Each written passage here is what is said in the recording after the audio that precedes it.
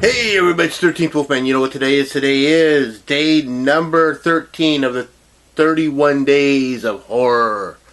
That's right. Before we get started, always like, subscribe, share, and comment. I always want to know what you have to say. And when you do subscribe, hit the bell, ding that bell, ring that bell. That way you'll be notified anytime I put something new up. Also, there are a lot of people out there doing the 31 days of horror. We're going to be using the tag, hashtag 31 Days of Horror. So you could type that in for the search, or you could just, you could check out some of the people I'm going to mention. You know, the one and only MSJ, Brother Max, Jonathan Moody over at the Indie Horror Cafe, I Am the Ice Lord, Moods 616, Double Shot J, Carly 317, Retro Horror, Random Horror, Nightmare Maven, of course. You know, I mean, there's a lot of people doing it, so... Oh, and of course, my friend Tony has 9 fingers.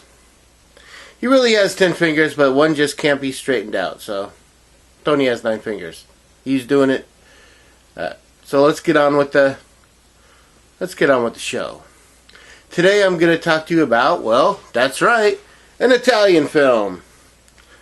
Written and directed by Claudio Fargesso, underneath the name Clyde Anderson. Claudio wanted to make a suspenseful thriller about a suicidal woman and a deadbeat and a killer with a razor glove. And he made the movie, and he turned it into the producers. And the producers weren't really all that happy with it, so they went out and they got Bruno Mattei, Claudio's former writing partner. And, you know, they worked together. Not just writing, but, you know. And they got Bruno Mattei. Bruno Mattei is a hit and miss when it comes to Italian horror. I mean, there's some stuff he does that's done really well, but it's really a hit-miss type of thing. So they hired him to film some gory scenes for the movie. And then they released this movie in Italy as Texas Chainsaw Massacre 3. Guess what? You're not in Texas, and there is no chainsaw. But let's just release it in Italy as Texas Chainsaw Massacre 3. Even though the idea of the character is more of a Freddy Krueger type character. Yeah, let's release it in Italy as Texas Chainsaw Massacre 3. Yeah, that works. Sure. What we got is... It's not a mess. I won't say that. But it's not suspenseful. That's the sad thing. There's a lot of things that kind of throw this movie off. You know? I like the movie, but I don't love the movie. I would say that if you saw this movie, you'd be like, okay, I've seen it.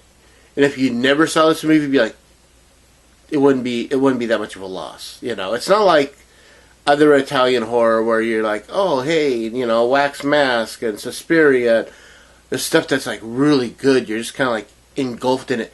This movie's kind of boring, to be honest. I mean, it's an hour and a half long, and there are a few gory scenes, but they're not. You know, they're not the kind that just stick out in your head. You know, it's an okay movie. You know, and I'm being honest there. It's just okay.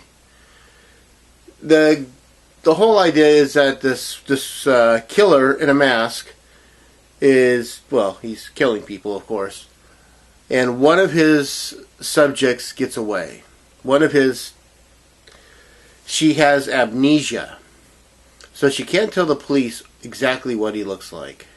She doesn't even remember her family, let alone her family, which includes her daughter Clarissa and her husband. So she doesn't know what the guy looks like. She doesn't know her family. She's trying to work through this mental block. And while working through it, she's also she's depressed about the fact that she can't remember anything. So she's kind of suicidal.